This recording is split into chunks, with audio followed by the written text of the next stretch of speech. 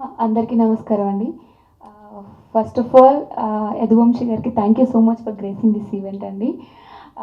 వంశీ గారు, మీరు ఈ సినిమా తీసుకున్న తర్వాత మా టీం అందరికీ ఒక నమ్మకం బలం వచ్చింది.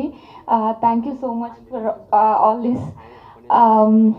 ఒక మంచి సపోర్ట్తో మేము ముందుకు వస్తున్నాము. ఈ సినిమా అనేది ఒక ఫుల్ మీల్స్ లాంటిదండి. అన్నీ ఉంటాయి, అన్నం, పప్పు, కూర, పచ్చడి అన్నీ ఉంటాయి. ఒక ఆంధ్ర మీల్స్ లాగా ఉంటుంది. అలా మా డైరెక్టర్ గారు దీన్ని డిజైన్ చేశారు. సో మంచి సినిమా. ఆ డిజైన్ చేసిన దానికి మా ప్రొడ్యూసర్ గారు చాలా సపోర్ట్ ఇచ్చారు. అండ్ ఆల్సో రాజేష్ గారు మంచి సపోర్ట్ ఇచ్చారు. ఒక మంచి కాస్ట్ ఉంది.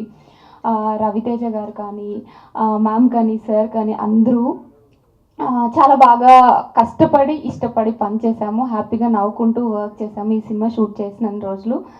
ఒక మంచి సినిమా అండి మీ ముందుకు వస్తుంది December 25th. నాకు చాలా మంచి రోల్ ఈ సినిమాలో ఉంది. So please do watch it in December 25th. First of all I feel very happy అండి. Happy and lucky also.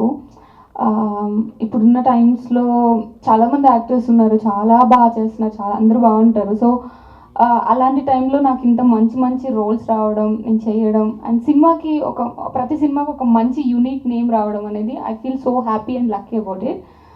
Srikakulam Sherlock Holmes విషయానికి వస్తే, నేను ఇందాక చెప్పినట్లు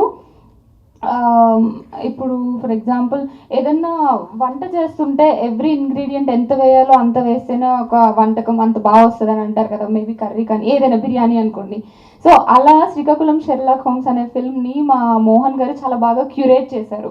కామెడీ ఉంటుంది, థ్రిల్లింగ్ ఎలిమెంట్స్ ఉంటుంది, లవ్ ఉంటుంది. అది ఎంత ఉంటే బాగుంటుందో అంత పాల్లో వేశారు రైటింగ్లో. సో అది నాకు చాలా ఇంట్రెస్టింగ్గా అనిపించిందండి. సో అండ్ ఆల్సో నా రోల్ కూడా చాలా డిఫరెంట్గా ఉంటుంది ముందు చేసిన ఫిల్మ్స్ అన్నిటికంటే. సో ఈ 2 reasons. First of all thank you అండి.